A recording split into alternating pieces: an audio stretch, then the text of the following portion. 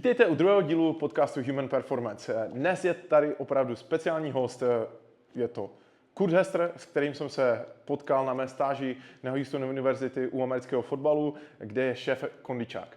Je to kondičák, kterému je už 62 let, takže je ve hře více než 40 let, což je nevídané.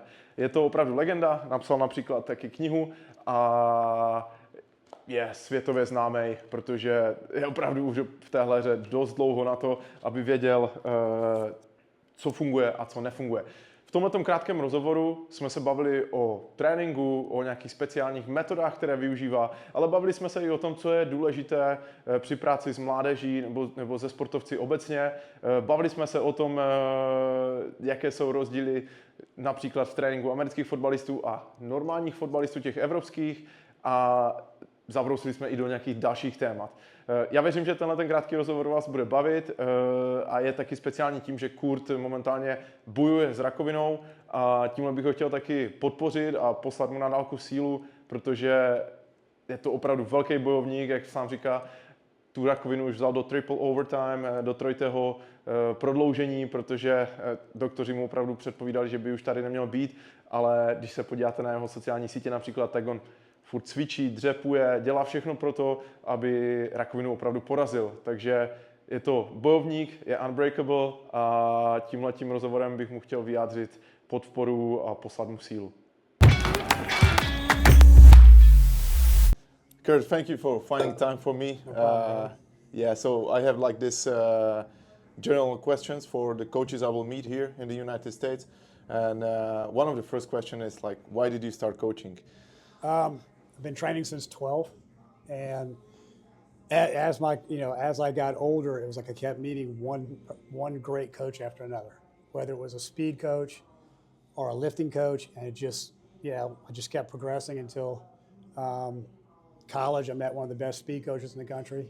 I'd already been with our U.S. Olympic weightlifting coach most of my life. I started building equipment at 12 years old, so it was like I was meant to be a strength and conditioning coach. Okay, that's nice. So it's really tied up to the second question, like if you can like explain your career path in a nutshell. Doesn't have to be long. Again, like being with our U.S. National Olympic weightlifting coach, training in an Olympic center, and then, when I was in college, there were not a lot of strength coaches, so they looked at me to write some of the workouts because I knew more about lifting than the coaching staff. And then I transferred to a school where I ran a physiology lab. And then one of the best speed coaches in the country became the sprints coach at my university. So plus running in the lab, that just kind of, and he was so well known that colleges were calling, going, hey, do you have anybody under you? And from there, I went from Tulane to LSU, and then opening my own business, and then becoming part of a corporate training with D1, got bored with that, and came back to coaching in college. Mm-hmm. And now you're at UH. Now I'm at University of Houston. Yeah. So so we can really like start with the specific questions. Like I wanted to ask about your speed training, and for the specific positions I already heard you talk about it. So if you can maybe elaborate a little bit more. I mean, in American football, there's really three different games going on at one time. So you have the offensive and defensive linemen. That's a short game. They're not moving moving very far. Mm-hmm. It's more power and quickness than anything. Mm-hmm. And then your mids, which would be your linebackers, your quarterbacks, your running backs, and your tight ends. It's a mid-range game, so it's like between 0 and 40 yards. Mm-hmm. And then your DBs and receivers, they run more than anybody. So it's about, to me, it's like 0 to 60. Mm-hmm. So we just develop by position. What we do is we do more acceleration work, more agility work, and lateral work with linemen. Mm-hmm. We do acceleration, top end velocity, and lateral work with the mids. And then it's a lot of accelerations coming out of different positions for for the receivers and DBs, whether it's backpedaling, turning and sprinting, coming in and out of breaks. So there's a lot of deceleration aspects to it, because American football is not about, everybody thinks it's top velocity. It's not, because you're slowing down, you're decelerating and accelerating based on the athlete in front of you. So you're never running like just top end speed, no one touching you, perfect mechanics. So you have to come out of like, running laterally, going upfield, running laterally, coming downfield, backpedaling, turning and sprinting. Where you're a lot of times you're not just accelerating and sprinting. Like you're kind of like soccer, where you're kind of jogging or like half speed, and then you take off. Yeah. So we do a lot of run-in type sprinting with those guys, because you're already in movement. Yeah. So so it's we're working on 3 different games at one time. Okay, that's so. Can you also? I know I'm a little bit jumping maybe not right now, but you also talk about a lot. Like you as a coach, you want to develop players not just like physically, but also like mentally, and help them in their lives. I also heard you yesterday, talk to them about some financial advices and stuff like this. So if you can maybe talk, right now with the phone, with an iPhone, all humans do is just swipe, look at TikTok videos for 5-6 hours a day. You're not getting any better as a human, And the thing is, that's a mini computer. You can pull up and research anything you want all day long, and they're using it for the wrong reasons. And if you don't make a better human, you're never going to win. So the better the human, the more disciplined they are, higher chance of you winning at the game. And the worst thing for a coach is to see 5 years down the road an athlete who's not doing well in life, who he didn't get his degree, you didn't help him out mentally at all, you didn't help him out socially, and you didn't mentor him enough to where he cared enough to become a better person. Okay, I like this. So you also said, I heard you said you were one of the first guys in the States to prep guys for draft. Yeah. So how did it look back then? It was, you still went to Indianapolis. You still went, it's always been in Indianapolis. The training probably was a little more archaic. It wasn't, we don't know as much as we did then. So how I train guys now is completely different than, to a certain extent of how we trained back then. We had zero technology back then. Stopwatch, that was it. Oh, sorry, Kurt, sorry. I think this. No, it's good. It's good. Sorry, you can continue. So we didn't have 1080s. We didn't have VBT. We didn't have catapults. We didn't have. We had nothing. Stopwatch is not very accurate. Yeah. So a lot of the sprinting, the track S type training we're doing was on point. The Charlie Francis type stuff, that was on point. But a lot of the acceleration, like really heavy loaded acceleration, we didn't do. A lot of the lighter second phase acceleration, we didn't really work a whole lot on. So we were working more acceleration and max velocity, and there's that midpoint where we weren't really hitting that as well as we do now. I think from a plyometric standpoint, we were on point because it's been around a lot longer. So it was just a little more archaic than it is now. Okay, I understand. And can you also tell us about your approach to conditioning in football? There's a speed reserve that we work off a lot, whereas we can make our athletes faster because we're not running them at slow speeds in conditioning. We're running at high speeds all the time. So even if our athletes are the same speed, because we run at high speeds all the time, they'll run so much 70-75% conditioning that they can do that all day. But when it comes to high speed running, they hit 1 or 2 high speed runs and they're neurologically just gas and they're done. And we have never had our athletes tired in the fourth quarter. They've always performed at a high rate of speed in the fourth quarter, according to our GPSs. Our athletes get faster throughout the season. We had 41 guys run faster on the last game of the season than the first game of the season. But when you look at the entire week, you can say, okay, well, when you look at the entire week of training, there is a conditioning effect, even though there's not a day where we go, okay, we're going to condition this day. Okay, I liked it. And can you also tell us about the weighted conditioning you do to prepare for the? With pads, with the helmet, shoulder pads, thigh pads, and the different knee braces plus the cleats. If you're working in a very warm, humid atmosphere, they're soaking wet. And so what we did was we weighed the bigs, the mids, and the littles. We weighed their equipment soaking wet because when we practice, they're drenched. Shoes are soaked, their cleats are soaked all the way through. And the bigs were around 18 pounds of extra weight. The mids were around 16, and the littles were around 12 because the pads get smaller. And coaches always told me that I don't care how hard you condition, you'll never get them ready for camp. When they put the pads on, it's a whole different thing. And when the coach told me that, he goes, when we put the pads on, it's different. But he wasn't thinking the way I was. He was just thinking we put the pads on because of football. It struck me, when we put the pads on, it's a lot heavier. That's why I went weighed it. And then so we start in the summer. We do some now pre-spring football. But in the summer, like we start with just 2.5 pounds in a weighted vest.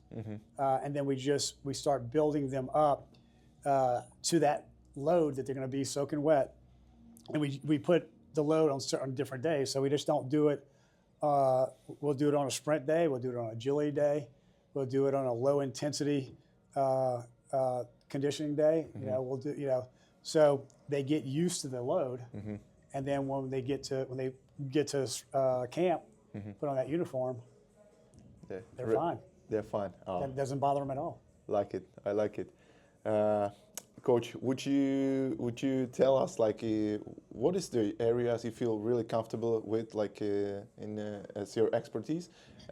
I mean, it's all areas because I really work hard to have a high understanding of speed. I work really hard to have a high understanding of contact in sports.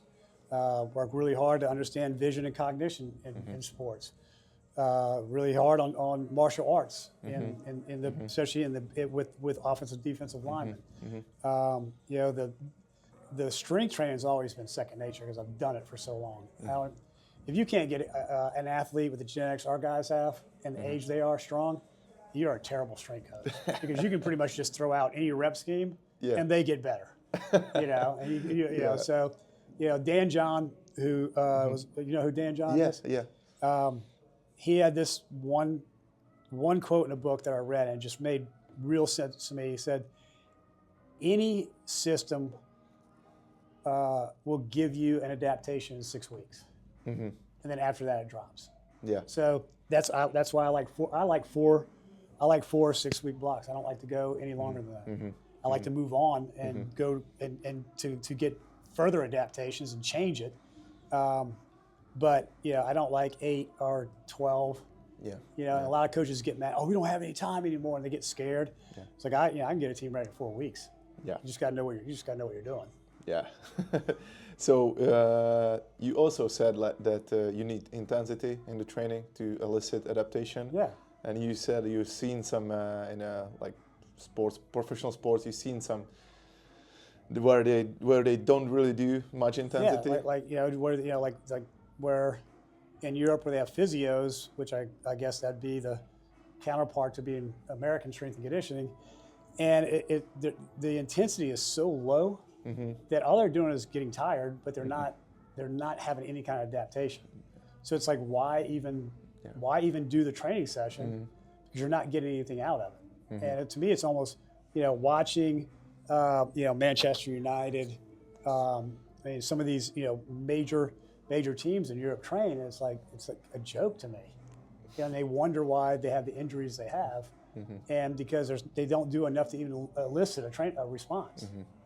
I like this take.